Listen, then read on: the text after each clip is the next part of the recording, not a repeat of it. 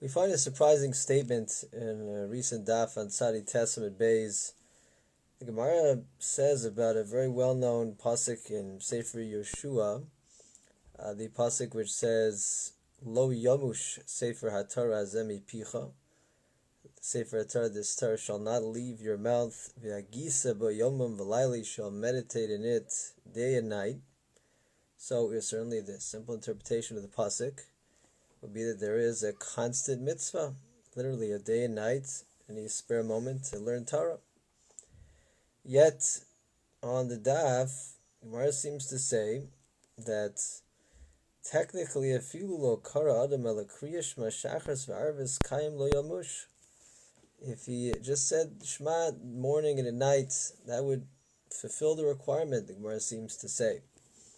It's based on the fact that we have Rabbi Yosi in the Mishnah there, who says that when the Torah says the lachma panim have to always be on the shulchan before me, always is fulfilled as long as the loaves are there for some, at least a moment, sometime throughout the day and sometime during the night. We all know, of course, there are many, many Gemaras that make it clear that one of the essential roles of a Jew is to study Torah to his fullest extent, whenever possible. And so we need to have a different understanding of the Gemara. There's a Ritva who makes it clear that it's not to be understood, as applying to all circumstances, and the Vilna Gaon as well. And we're going to focus on the Vilna Gaon. Shnos Elio, it's on the Mishnah in Peah, the well-known Mishnah that says Elu Dvarim Shein Shir, lists the mitzvahs where there's no finite amount to the mitzvah, and one of those is Talmud Torah. So to learn Torah. So in his commentary to that Mishnah, the Vilna Gaon says very clearly that the Gemara does not mean that you say Shema morning and night and you're finished, you're all done. Rather, that's referring to an extreme situation where a person, if he really had no time whatsoever to have any, kind of serious session of learning, then technically, to fulfill the basic, idea of learning, if it was just Kriya Shema, the Gaon says even just one word, it would fulfill the obligation. That's what it really means.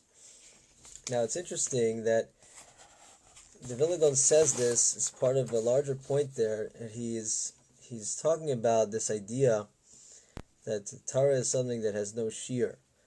Now obviously we understand what that means, that there's no maximum. There's no point where a person says, I finished learning, I'm done.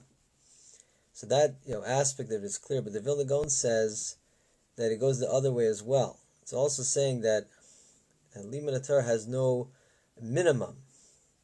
So what does he mean by that? Well, he says, based on our Gemara, that again, if somebody's life situation, he had obligations that no one else could do, were such that he literally had no time, then even one word would fulfill the obligation.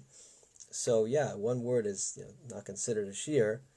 So we see that there's no minimum either. And why is that important to know? He says this helps us appreciate one word of Torah could be the fulfillment of the obligation, and this is an obligation which is keneged all the other mitzvahs. So it helps us appreciate the value of even one word of Torah. But I wanted to share with you Zera Baruch Ber.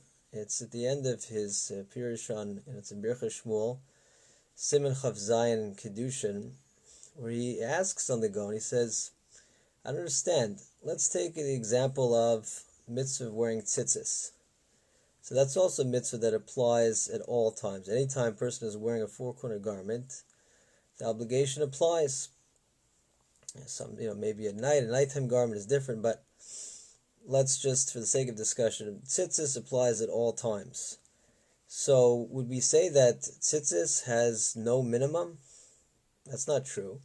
Rather, the correct understanding of tzitzis is that each new moment brings about an entirely new, complete mitzvah. It's not something without a minimum.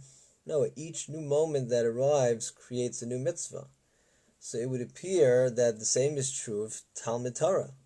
Each new moment brings a new obligation. Okay, if this moment is a spare moment, it has to be spent learning Torah.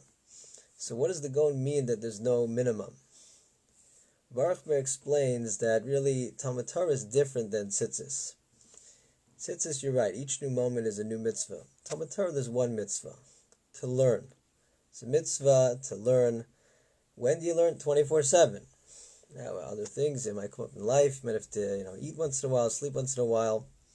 But there's one mitzvah that we're discussing with Talmud Torah, the mitzvah to learn at all times. And so it's true that there's no minimum, because if a person found himself in a situation where the way to carry out what the Torah wants from him is to learn nothing that day except for a word in the morning, a word at night, that he fulfills the mitzvahs. So we see that Talmud Torah has no minimum either. That's what the Gaon means, and that's the understanding of the structure of the mitzvah of Talmud Torah. And I'll just close with the words of the Rambam, which are I found quite inspiring and beautiful, in Hilchos Shmita V'Yovel Halacha Yud Gimel. The Rambam, really exhorts us to really look up, to aim for the highest heights when it comes to what we should strive for in our learning. For he states, Lo Shevet Levi Bilvad. It's not true that a life of avoda, a life of learning is only for Shevet Levi. No, Halakol Ish V'ish Mikol Baya Ha'olam Shenad V'Rucha Aso Ravina Midaita Lahavdil Lamad Lifnei Hashem L'Sharsa La'ovdo L'Deya Es Hashem. Anybody who's inspired and has a desire to know Hashem and to serve Him, and the person decides to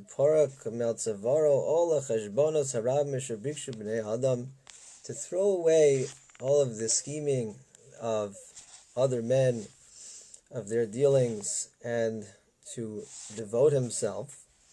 The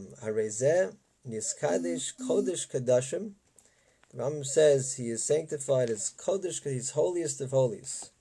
He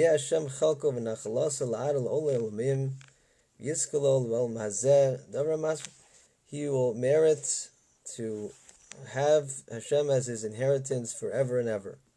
And he'll be fine in this world. He'll be provided with his needs just like the Kohanim and the Leviim.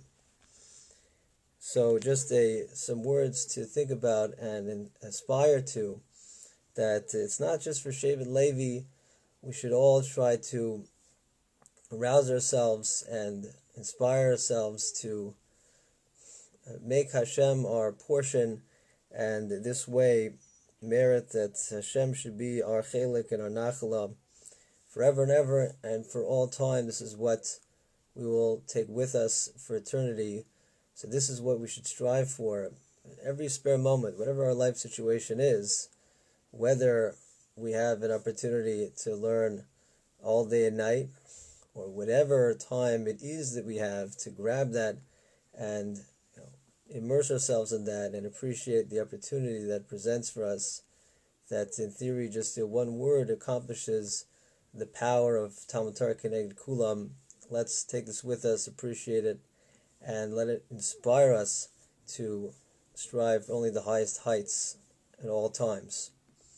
All right, thanks for watching. We'll see you next time.